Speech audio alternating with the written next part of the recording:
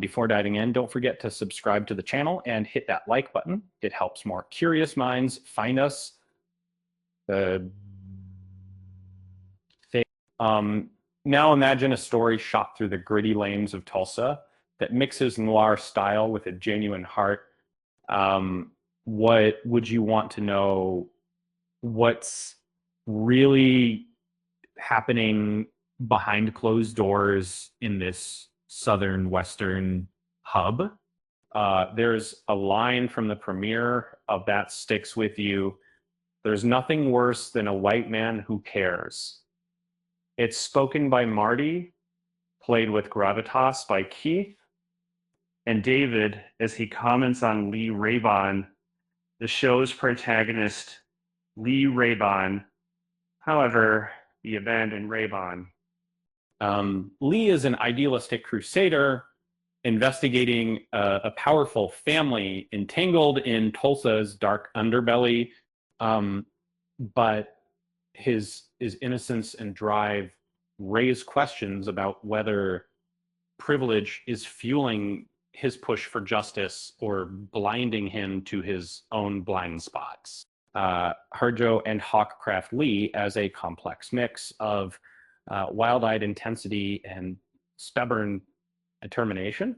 Hawk's performance channels past roles of passionate, sometimes self-destructive men who fight for a cause, and produce roles. Meanwhile, Harjo, whose heart beats for Native stories, explores what it truly means to serve community through a lens that isn't just about heroics, but about the personal sacrifices involved. The show is a Tulsa noir, echoing Harjo's love for the city.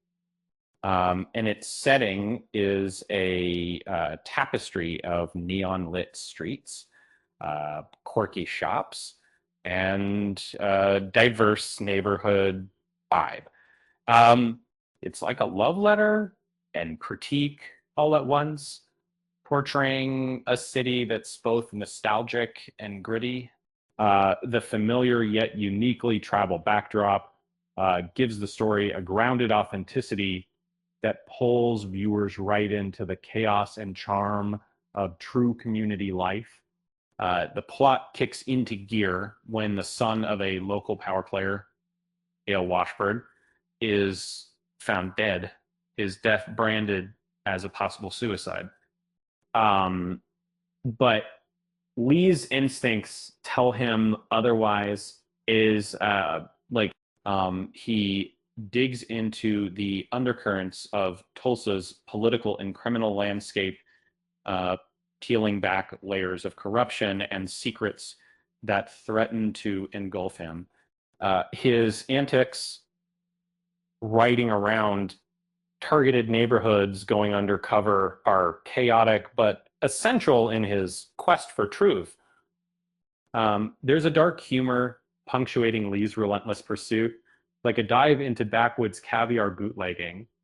Part of the show's unpredictable manic energy and the Hawk's portrayal of Lee's battered yet unyielding figure adds a touch of cartoonish resilience, even as the violence and danger escalate around him.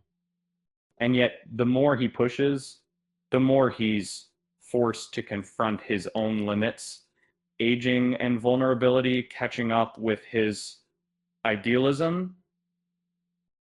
His relationship with his daughter, Frances, an ex-lover, adds emotional layers, emphasizing that his crusade isn't just about justice, but about protecting those he loves. As he takes risks, Lee must decide what's worth giving up, his personal safety or his pursuit of truth, especially as external threats, now home, and Harjo's background in Native storytelling informs a deeper view of community, kinship, and resilience. His prior hit captured object-rich indigenous life and the choices faced by young Native Americans extends this legacy, taking a genre-rich approach to reveal what it truly means to fight for your people and your place. Their Tulsa isn't just a setting, but a character itself, an intersection of history, culture, and conflict. Harjo's tender yet critical portrayal of the city portrays a melting pot, teeming with big personalities, old legends, and new struggles. Uh, the city, like its characters, is layered full of contradictions and worth defending Aphemy. Lee's world is populated with colorful characters. Deidre, the sharp bookstore clerk, Ray, an antiques dealer with hidden debts, and Cyrus, the tabloid editor with a wary but wise attitude. Um, these folks form a community that's imperfect but vital, um, defending their turf against external threats and internal betrayals alike. And yet, as Lee's investigation deepens, he begins to question himself. Is his relentless pursuit rooted in noble ideals or in a risky ego? A cameo by Peter Dinklage reminds us that even the most passionate crusaders can burn out or lose their way. And the series suggests that heroism often comes at the personal cost. A lesson Lee is only just starting to understand.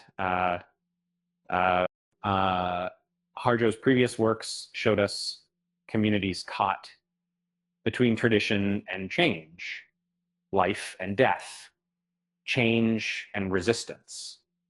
Aims to explore how individuals hold on to their communities amid chaos and corruption, ultimately asking whether fighting for what's right is enough to survive in a broken system. The series, full of humor and raw emotion, rides a roller coaster through Tulsa's vibrant life, poetic injustice, and gritty truth. It's a story that dares to blend genre with heart, echoing Harjo's own storytelling style, raw, vivid, and deeply rooted in community. Funny enough, Lee's endless chase makes you wonder if he's chasing shadows or just trying to outrun himself, maybe a bit of both.